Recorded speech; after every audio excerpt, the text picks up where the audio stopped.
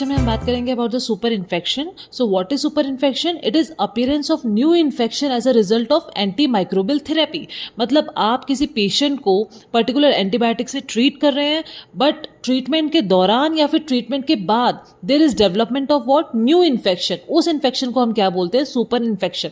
तो बेसिकली अगर हम मैकेनिज्म की बात करें तो होता क्या है, हमारी बॉडी में नॉर्मल माइक्रोबियल फ्लोरा होते हैं, ठीक है. उनका काम क्या होता है? They contribute to host defence by development of bacteriocins. So bacteriocins का मेजर काम क्या है?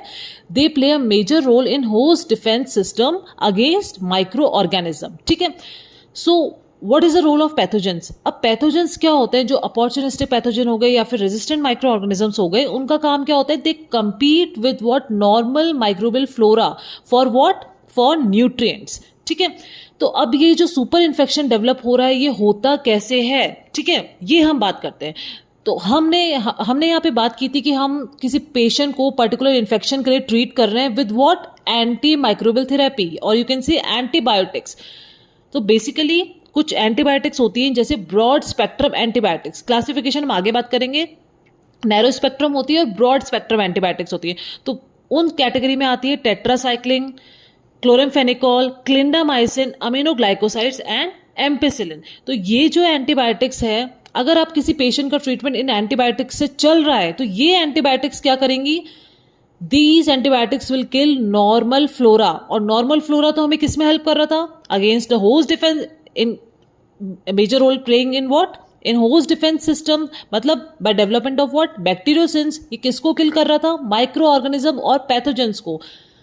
तो अब क्या होगा? नॉर्मल फ्लोरा तो किल हो गया, किससे? ब्रॉड स्पेक्ट्रम एंटीबायोटिक से. And there this will result in development of what? New infection, जिसको हम क्या बोलते हैं? सुपर इन्फेक्शन, ठीक है. और ये सबसे ज्यादा देखने को किस में मिलता है? इम्यूनो कॉम्प्रोमाइज्ड पेशेंट्स, ठीक है. सो अब हम बात करते हैं कि अगर ये ब्रॉड स्पेक्ट्रम एंटीबायोटिक्स किल कर रही है नॉर्मल फ्लोरा को, तो who will take over the system? Opportunistic pathogens और या फिर resistance microorganism will now come into the picture. अब ये क्या करेंगे? ये पर्टिकुलर डिजीज कॉज करेंगे, ठीक है. तो डिजीज कॉजिंग कॉमन साइट्स कौन कौन सी होती है? ओरोफेरिंक्स, इंटेस्टाइन, रेस्पिरेटरी और genito urinary tracts. Now, most important question for pre-PG or for your Viva questions or theory question. This is very important ask question about organisms responsible for this super infection. So we have what? Candida albicans, Clostridium difficile, Staphylococci, Proteus and Pseudomonas. Okay. So for example, Clostridium difficile bacteria leads to super infection with what? What is called as what? Pseudomembranous colitis. Okay. And this happens due to which antibiotic? Third generation cephalosporin. Okay, always remember that कि most pseudomembranous colitis के लिए जो most responsible bacteria है वो कौन सा है? Clostridium डिफाइसिल. And किस एंटीबायोटिक की वजह से हो रहा है ये? थर्ड जनरेशन सेफेलोस्पोरिन्स की वजह से हो रहा है, ठीक है.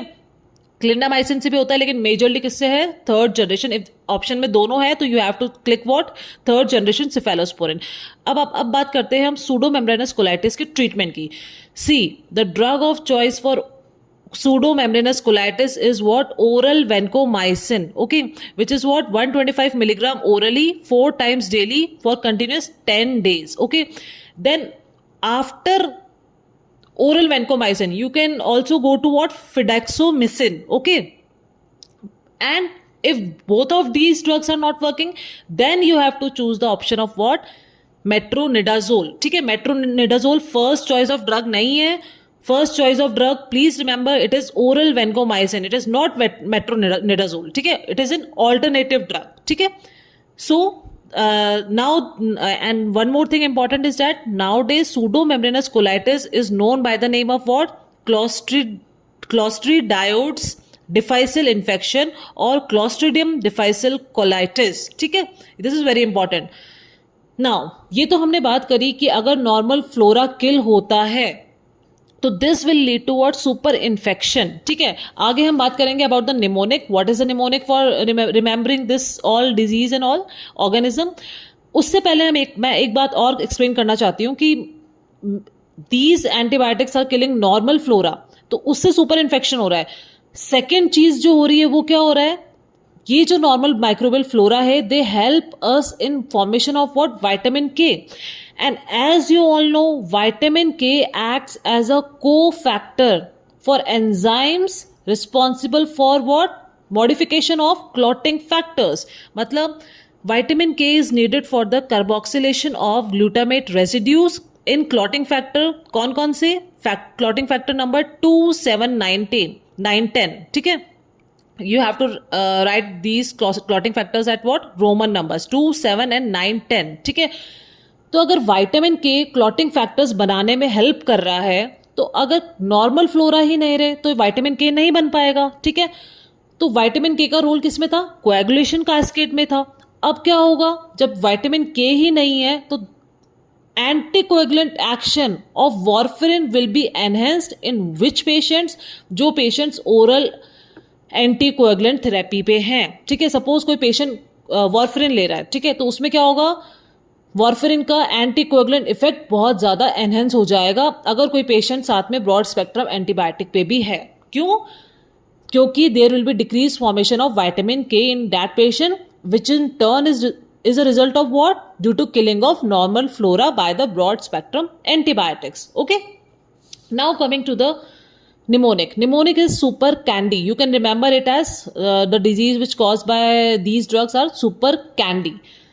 First is what, staphylo super infection, like this can be seen on skin or post viral pneumonia. Then we have UTIs which is caused by Pseudomonas or ESBL, extended spectrum beta lactamase E. coli. Okay, then we have Pseudomonas colitis. P stands for Pseudomonas colitis. You have seen Clostridium difficile. Then E stands for enterocolitis from resistance gut flora imbalance. R stands for resistant TB due to improper treatment. Okay, C stands for candidiasis, oral or vaginal, and it is due to Candida albicans. A stands for aspergillosis.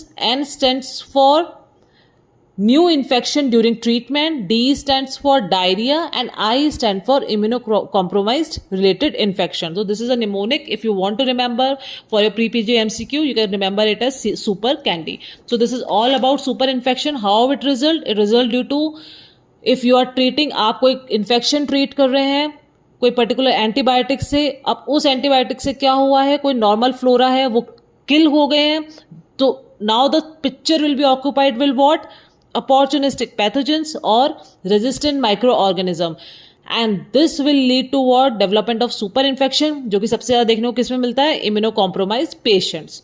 Thank you for watching. Like, share and subscribe.